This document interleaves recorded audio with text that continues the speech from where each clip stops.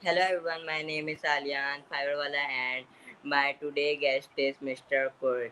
So, hello sir, how are you? I'm very well, thank you. How are you? I am also fine, thank you so much for asking. So, first of all, I want to very thankful to you for giving me your precious time. Say again, I didn't quite understand. I said I am very thankful to you for giving me Oh, your precious time. my pleasure. Thank you for inviting me. Thank you so much. So, before moving on the question, can you please introduce yourself? Yes. Well, I'm Kirk Hazlett, and I am, as I say so many times, a semi-retired public relations professor slash professional. I worked in public relations for about 30 years and have now been teaching public relations for 20 some years. And someday I'll actually retire and relax, but right now, no, just enjoying myself.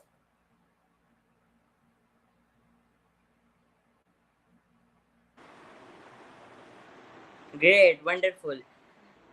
So, my first question in the screen, can you tell us about your background and how you got started the field of public relation? Well, it's interesting, and I'm glad you asked. And originally, my first degree, college degree, was in 18th century British literature, and I thought I would be a professor somewhere teaching literature. This was in the late 1960s, and I wound up joining the Air Force, going to Vietnam, and teaching English as a second language. And I talk about that because I had one plan, taught English.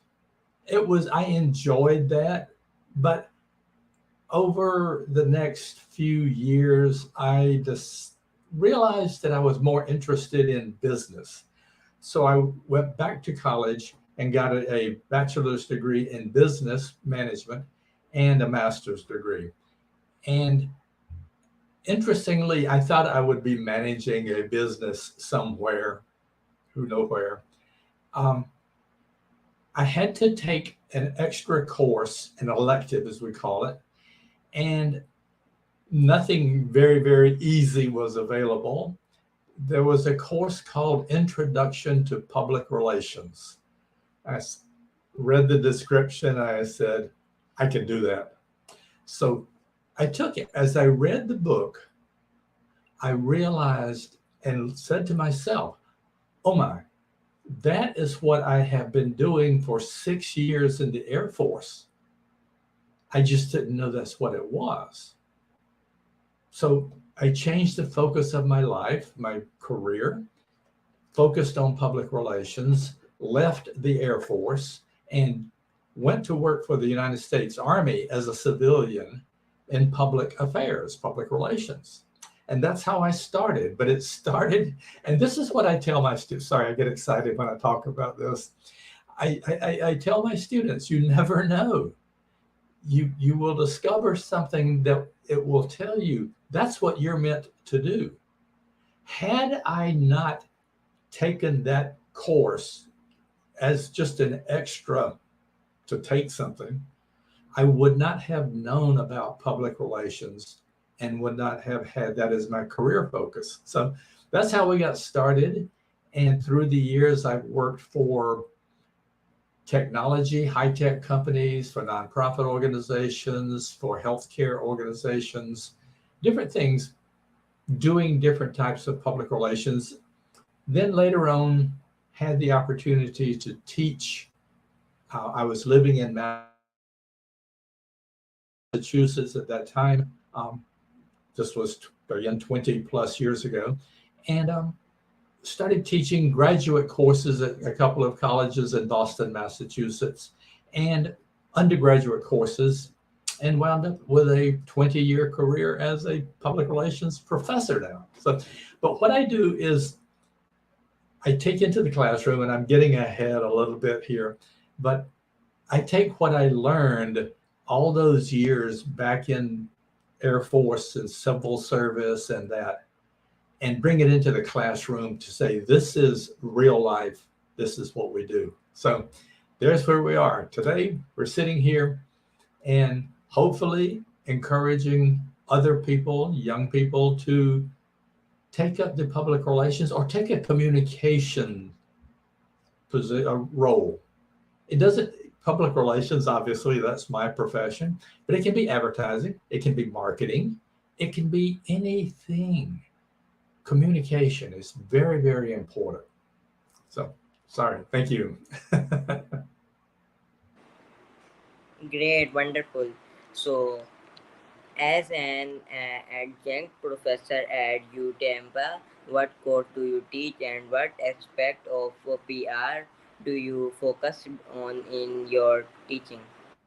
Well, I teach because I'm part-time there. Obviously, I don't get to choose courses. I take whatever. One course I teach, and I'm learning to introduce public relations into. I teach Introduction to Corporate Communications, which is important. It's because that is the overall communication structure. I also teach Introduction to Public Relations. I teach media ethics because I am considered one of the experts in ethical public relations. But those are Introduction to Public Relations, Introduction to Corporate Communications, media ethics, and whatever else they give me on the side to do. But those are the main ones I focus.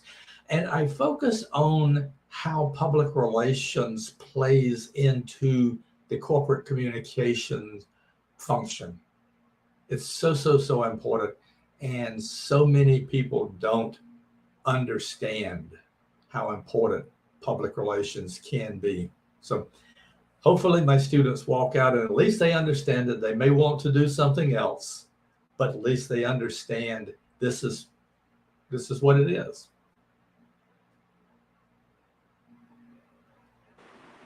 Great.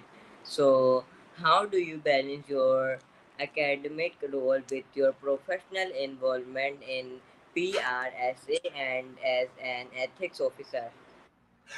I don't. It's all runs into each other all the time. Um, because for me now, because again, and just to be clear, as an adjunct, as a part-time professor, I only teach one course at a time. If I teach, for example, this semester, fall semester, I'm not teaching anything. I taught uh, corporate communications in the summertime. Uh, so, but I do, back when I was full-time teaching and doing these other things, is you balance your time. You say, I need this much time to do this function here, and then I do this. And we work it out. Thank goodness I have my calendar here and I put everything in there. And anytime I'm having a conversation about doing something, I say, wait a minute, and I get my calendar to make sure that I have time. But it's a very, very important because if you commit to doing something, there is an expectation you will be there and be part of it. And that's again something I try to teach is just that. Don't make promises you can't keep. Be honest. If you can't do it, say I cannot do it. So way more than you asked for, but very, very good question. Thank you so much. So, could you describe your responsibilities as a member of the PRSA board, especially in the Ethics Professional Standard Committee? Yeah.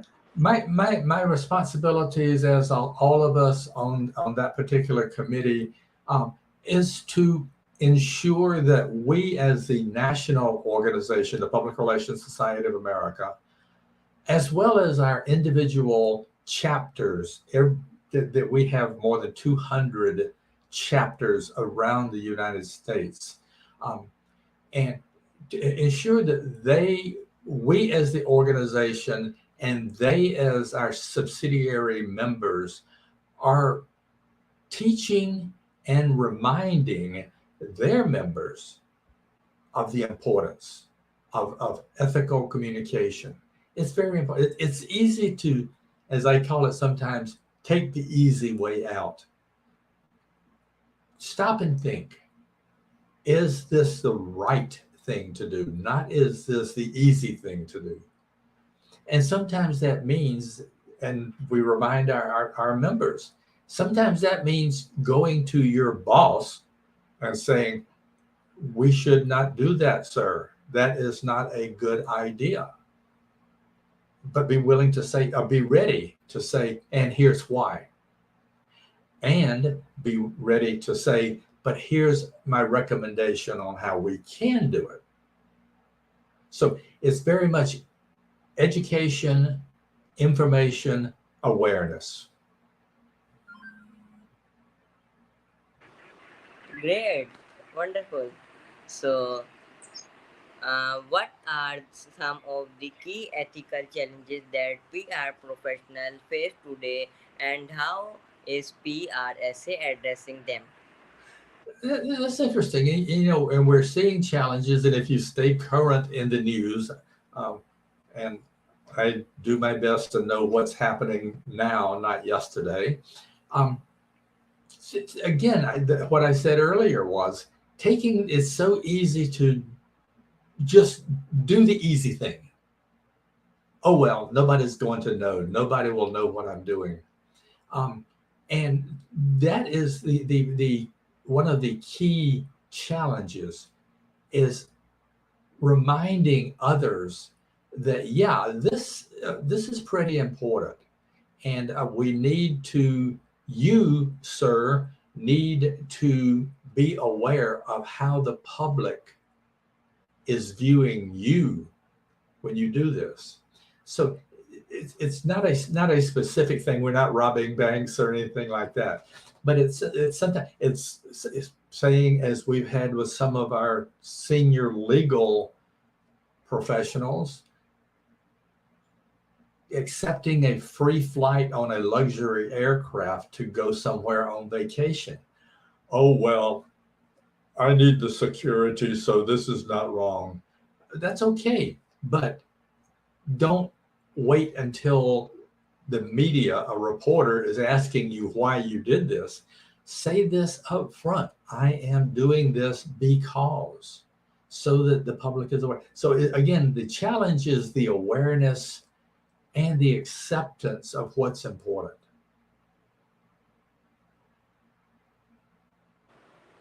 Right, 100%.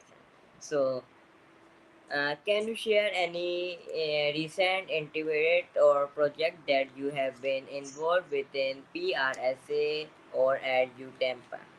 Well, I can with PRSA particularly. I'm not involved with the University of Tampa with much there. I try to keep them apprised of what I'm doing here. But with PRSA, one thing that we are doing as the Board of Ethics and Professional Standards is what right now is developing guidelines for our members and others on ethical use of artificial intelligence, because that is becoming sort of the thing now. And it's everything from how do you ethically use chat GPT to create documents and everything else.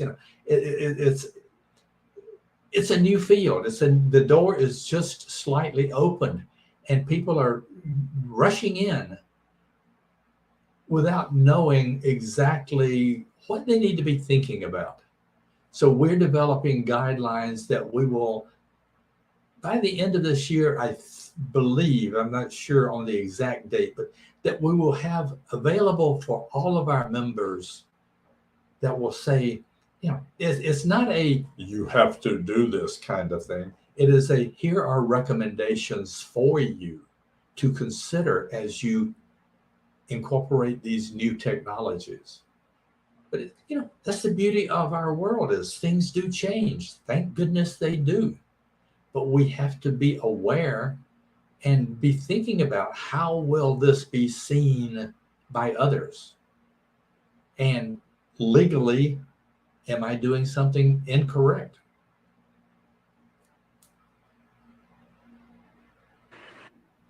Amazing.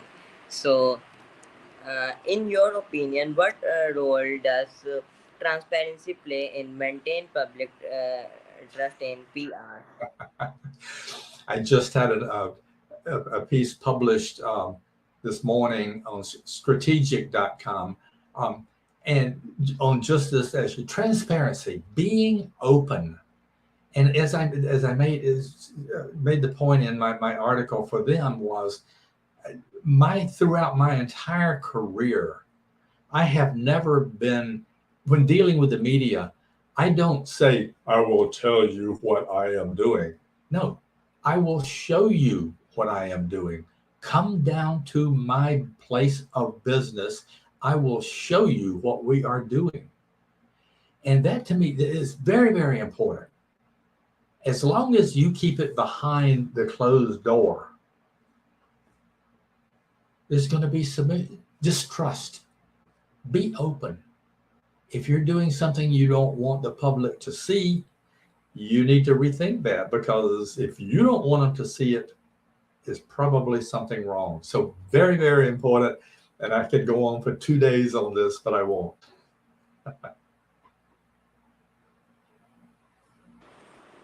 Okay.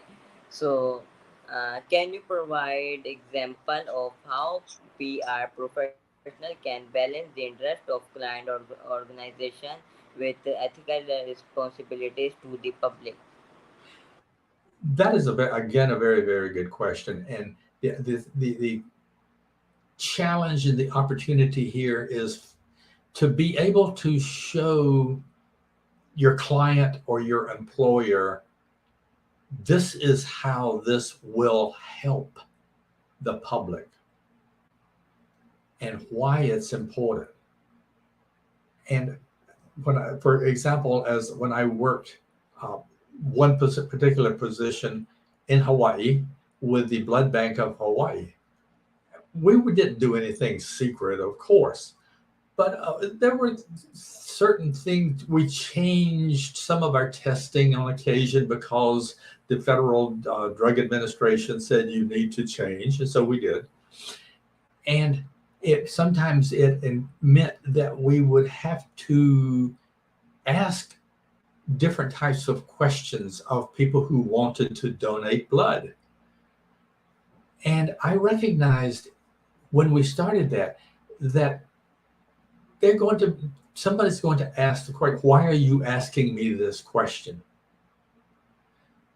And so I made it a point to, before we even started, essentially started the changes are coming, these things will happen, this is why it is good for you, it is good for the patients who will receive the blood, it's a good thing. But education, education, awareness, awareness. And it's so important. And to be willing and ready to have the conversation with your higher ups to say, this is why we're doing this, and be ready to work with the media and in the public relations case to help them understand. And once again, I won't tell you, come down here and I will show you what we're doing and why it's good.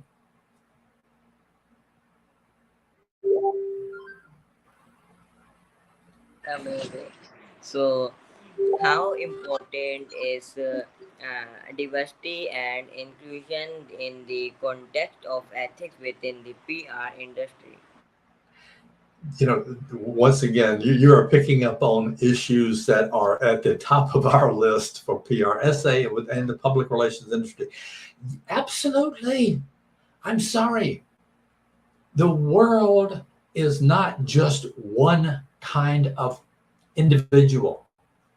The world is comprised of who knows how many different types of people and ways of thinking. And we need to embrace all of those and not be saying, oh, I am hiring you so that I can make sure that I represent this part of society. No, I'm hiring you because you know how to do the job and you'll do it well. But I need the representation. I cannot be just a one type of individual. And I use a quick example. I try to be fast here. You know, I, I my wife is Asian. She's Chinese. It knowing having met and gotten to know her over the years, I understand that there is more than just what I learned as a child growing up in southern Georgia. There is a big world out there, and we need to embrace that world.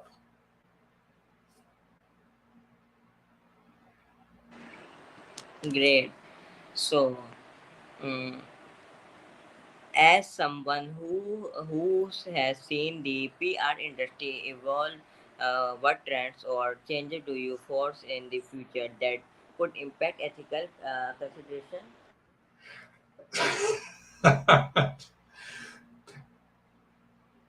I would love to say I know what it is because I'd be a very rich man. I'd be investing in those industries. Um, I think what we're going to see right now, and we're already seeing it, there will be more of it, is going to be the use of artificial intelligence and other computer related, and that's the best term I can think of right now, um, communication active or initiatives. Who knew when I started in public relations in 1970, 50 years ago, who knew that we would be sitting here today, you in Pakistan, me in Florida, having this conversation? It was an impossible thing. If you wanted, in the early days, if I wanted my senior executives to go talk to employees in another location, they had to get in their car and drive to that other location. And I still encourage doing that because face to face is the best way. But at least you can have the virtual conversations where you can look each other in the eye and answer questions. So what's coming next? I have no clue. It's going to be fascinating, whatever it might be. And I'm looking forward to having to deal with it on an ethical basis when it does happen. Amazing. So my last question is, what advice do you have for aspiring PR professionals who want to excel in their careers while uploading the highest ethical standards? That is exactly what I try to. Yes, know yourself. And I know that sounds so simple, but yeah, know that how you feel and understand. Do your best to understand what others are expecting of you, and try to meet their expectations. And if this means never stop learning, never stop communicating, ask the question. The one annoying question that I ask employers and everyone else all the time is three letters: why? WHY. Why? I am not going to, and I do not want you to do something that you are uncomfortable with, but I also want you to be comfortable knowing that what you are doing is the right thing. So be aware, never stop learning, and do your best to be your best. Wonderful, amazing. So I am again very thankful to you, sir, for giving me your precious and valuable time. I hope everyone something learned new with your speech, with your talk. Thank you so much again. Well, thank you so much for allowing me to sort of talk and go too crazy today. And I look forward, if anyone has any questions or wants to talk more about this, they can always find me on Facebook, Twitter, LinkedIn. Just look for Kirk Hazlett, and I'll be hanging out there waiting to talk to you. Thank you so much. Thank you. Thank you.